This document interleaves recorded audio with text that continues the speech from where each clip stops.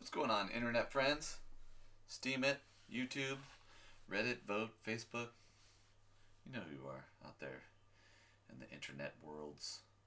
Today's kind of a weird day. It's July 3rd. It's a Monday. Tomorrow's July 4th, a holiday, so everything's dead today. I had a bunch of different work to do for a bunch of different people, and everybody canceled on me. They're like, nah, we're not going to do anything today because we're off tomorrow. Yesterday was Sunday. So, which is good. It's fine. It's all right. So anyway, I'm going to try a different format for the vlog today. I'm trying to do this thing. I got a little picture of myself down over here in the corner. And I got my thing up here. So a lot of people have been asking about steemit. So I figured, well, let's check out steemit. So I'll go to my homepage on steemit. And so this is the feed on steemit. It's very similar to Facebook, you'll notice. Or any one of the social media sites. You can kind of subscribe to different people and follow. It's called following. You can follow different people. So these are different people that I've followed on here. A couple of these people are actually people I'm interested in following. A couple of them are just people who followed me. I follow anybody who follows me just because. Good job following me on Steemit. So you'll instantly get a follow from me. And you can click on any one of these links and read the article or watch the video or whatever it is. It's very similar to Facebook or MySpace or you know, any one of those kind of ones. But the difference with Steemit is for every upvote you get, you'll see a little dollar amount here, and for the upvotes that these people get, that can be translated into real actual currency from the blockchain price of Steem. Steem is a different kind of cryptocurrency. It's a competitor to Bitcoin. Maybe not competitor. It's a cryptocurrency similar to Bitcoin, I should say. It's a little bit different. And basically, every time you upvote somebody, like by clicking on one of these links, you're giving them a couple of cents. It depends on your Steem power. So let's go look and see. So yeah. So here's everything I've posted on Steemit, and you can see like I just posted a video of our rehearsal last night. 6 cents, you know, three upvotes gives me 6 cents. There's a comment. Here's my tech vlog. We're recording episode 7 right now, so you're in it. This is real. How meta is that? So it'll look just like this when I post it. This one made almost $11 with the upvotes. Here's my last YouTube music video that I posted by myself. It's made $44.54. Not bad for an original. I noticed the covers seem to do a little better, so I'll probably record some more covers. People seem to really like, they're gravitating towards the old country covers that I've been doing. Johnny Cash, Patti Loveless, that kind of thing. Which you can see down here, like here, my Tech and Crypto Vlog 5, right? It's made 1 cent. That cent is my upvote. I paid myself a cent. So you can see that's kind of silly. But you know, vlog 4 though made $9.92, so that's not bad. But here you can see Folsom Prison Blues, $271. So Driving Nails, $27. That Old Feeling, $29. But that Patti Loveless cover I did the other day, $226. This is the first one where I actually made some kind of significant Steem money on this platform, so it's kind of interesting. Yeah, I mean, some of my earlier ones made $20-30, whatever, but yeah, right here, that one at one point reached $400 or something, but the price of Steem has been going down the last few days, although that's, we'll get into crypto talk in a minute. That's definitely starting to turn around now. So this is what Steemit looks like, and apparently this is real money that you can trade out. So I'll show you my wallet here. Here's my Steemit wallet. I don't really understand any of this. I'm just going to be honest. A lot of people have been asking me about Steemit because I've been doing it and talking about it in my vlog. And I'm still new to it. You know, I've only been on here a couple of weeks now. But apparently Steem is like the equivalent of Bitcoin, but it's a competing, or not a competing, but an alternate cryptocurrency. Some people are calling it an altcoin. That's what you're calling these alternate cryptocurrencies, altcoins. And it's supposedly transferable to a certain amount of dollars. I don't know if I'm following Steem on any of my on any of my trackers. I wonder if you can follow it on this one. This is one that I particularly like. It's called Crypto Watch. It gives you the Bitcoin price. So Bitcoin's up 5% today. Litecoin's up 10% today. I'm holding quite a bit of Litecoin. Ether's down just a little bit, but it went up quite a bit yesterday. This one here is a new one that's up almost 30%. It's called EOS. And I think some people are calling it Ethereum on steroids. So, but it's interesting because the developer who makes that one is kind of accredited. So I might have to go get some EOS later today, even though it's way up. It might go up a lot more. Dash is back up to 179. It was at 180 a little bit earlier.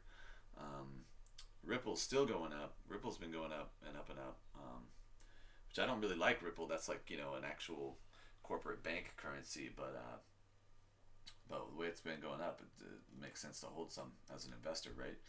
Monero has kind of recovered a little bit. Zcash is still off of its highs, but it's definitely back into having some value. So yeah, I'll have to do some trading later. So anyway, but Steem is apparently, you know, similar to that. I think Steem is worth $1.60 right now or something. So but then Steem can be translated on the site steemit into Steem Power, and your Steem Power controls how much your upvotes are worth. So if I go upvote somebody when I have more Steem Power, instead of giving them a cent or 2 cents, I'm giving them, like, you know, 50 cents or $1, or some people who have been on Steemit for a while and have a really hefty Steemit account, they're when they give you an upvote, they're giving you $30 or $50 or even $100 worth of Steem at that point. So but they just recently did a change to the way that Steemit works, and apparently now, because of that change, people are being a little bit more stingy with the upvotes. Now you can also change what your upvotes are worth. Instead of giving like a full value upvote, you can give a partial value upvote. So say your upvote was worth 2 cents, you could choose to only give 1 cent of an upvote, or a quarter cent of an upvote, or something. So that's one of the ways that this works too. And here you can see where I've gotten Steem from things that I've posted, and some of these I've promoted too. Like, you can use some of your Steem dollars, or whatever I guess they're just called Steem. Yeah, Steem dollars. Here we go. You can use some of those to promote your posts. So I've promoted a couple of posts and try to figure out if that's helpful or useful or what. I'm just kind of experimenting right now, because like I said, I'm new to the platform. It's a new thing. But in general, though, what I'm finding interesting is that I'm actually really enjoying my feed a little bit more than I'm enjoying my Facebook feed at the moment. It seems like my Facebook feed is just continually things that I've already seen being reposted by maybe people who weren't hip to it or didn't see it the first time around. Other interesting things on Steemit, because it's a paid platform, you'll get these like, here's an open mic week. You'll have these open mic competitions, of musicians posting in there, and you know, the people who win those open mic competitions sometimes end up with you know, $600, $700, $800 worth of Steem, which they can then go cash out on one of their crypto trading sites, you know, like Kraken or whatever. Ostensibly, I haven't really done that. The truth is, at this point, I'm just trying to build up my Steem Power to make my votes more valuable on the platform, to make my posts more likely to get seen on the platform, because I'm interested in, you know, doing this vlog and promoting my music and whatever else I want to do on here, and I just kind of, you know, get my feet wet with it. So that's Steemit. It's pretty interesting. I definitely recommend you check it out. If anything, it's just more advanced than Facebook on a lot of levels, so it's got inherent value just in being technologically more advanced. So I go check it out. My notifications are going crazy. Sounds like emails. I'll deal with those in a minute. This is Minds.com. This is another competitor to Facebook, and again, this is another area where your upvotes and your posts and stuff end up being, like, you can monetize your channel. This is another kind of platform where you can sort of get paid to post on here. Now, as I understand it, it's a lot harder on, I think, on this one to actually, you know, earn salary and make a living than it is on steemit. It seems to be. And I don't know if it's blockchain based or anything. I don't know that much about mines either. I've been on here for a few months though, and I've been playing with it. And again, I really like my feed on mines. I actually enjoy going to mines and reading stuff. I tend to get you get a lot of like pictures and stuff on mines, so it's a little bit like more you know, lowbrow or whatever than steemit seems to have been. And there's, you know, contests and stuff on here too, but apparently people are making money on here as well. So it's just kind of interesting. See, like the Declaration of Independence of Cyberspace. That's interesting to me. You know, that is that's something that we've needed, I think, for a while now. This guy's posts are usually pretty interesting. Mike Brosnahan. Not sure how to say that. So anyway, yeah, I'm gonna check that out. I'll probably just leave this right here and come back and watch this later, because I think that's something we've needed. We've needed a Bill of Rights in the digital age. I tried to make an updated one a few years ago, posted it to MySpace. Never really caught on. Maybe it'll catch on someday. Following the crypto markets. This is a great site to do it on. It's called Crypto Watch, but it's cryptowat.ch, and this is definitely somewhere where I keep my tabs on what the prices are doing, and you know, buy the dips, sell the highs. I don't sell the highs as much as I should. I could buy a lot more dips if I sold a lot more highs. I sold high on Ether though. Ether hit 420 in a minute, and I sold almost all my Ether at that point. And but then I right away bought into some other things that I thought were undervalued at that point. So I can't buy back that Ether at the lower price. But I don't really trust Ether that much. I've been talking about that on my vlog. I just don't trust it that much. It's the way it's tied to startups and stuff. It's just a little bit. Here's Ethereum Classic. I mean, 1725 for Ethereum Classic. It's definitely been over that before.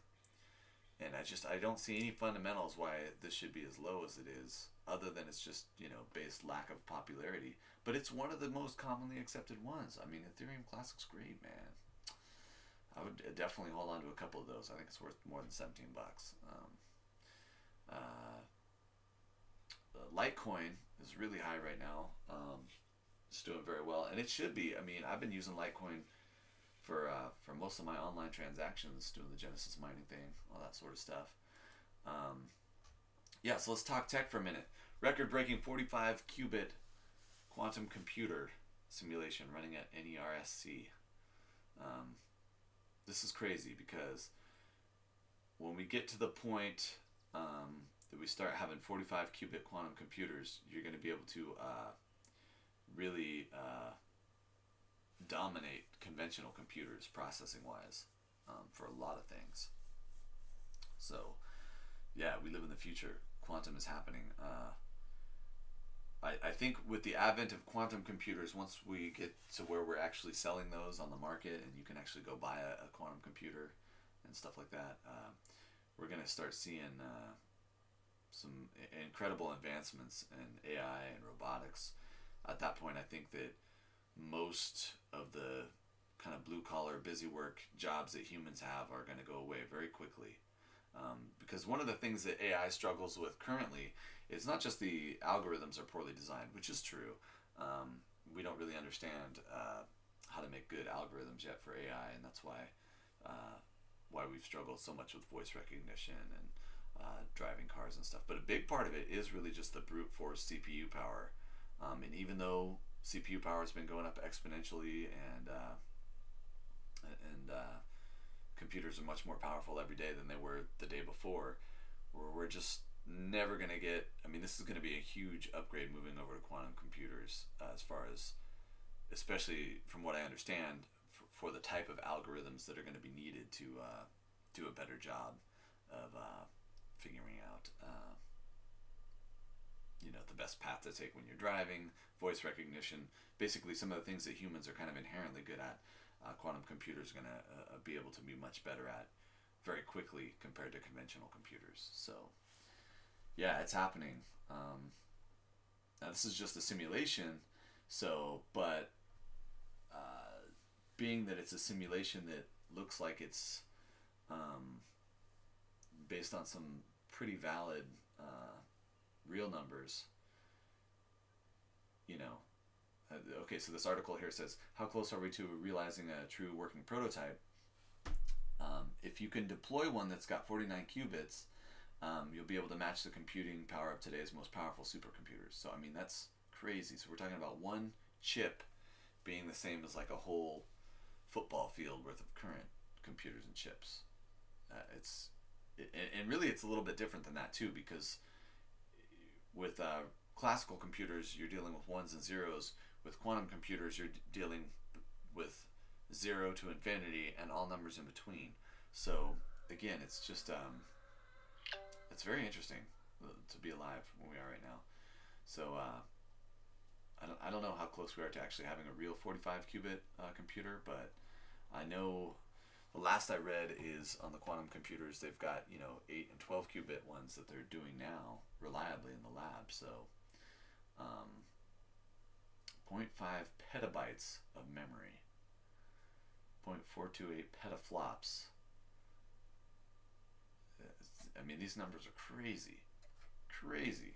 As an IT guy, these numbers are just absolutely nutty. So, I mean, you want to talk about having a computer that's going to vastly improve what we're able to do. It's coming. It's coming soon. So, all right. Let's see how the screen cap vlog goes. It's just one other thing we can do to play around, right? Maybe next time I'll go through all my crypto trading stuff that I actually do. I'm a little hesitant on that, you know, because I got some money in there and I don't necessarily want people to know exactly what I got. Privacy, stuff like that. Bitcoin though, Bitcoin's up. Ethereum's down just a little bit on yesterday, but it came up a lot yesterday. Litecoin's way up. EOS, some people are calling it Ethereum on steroids, up. Ripple is up.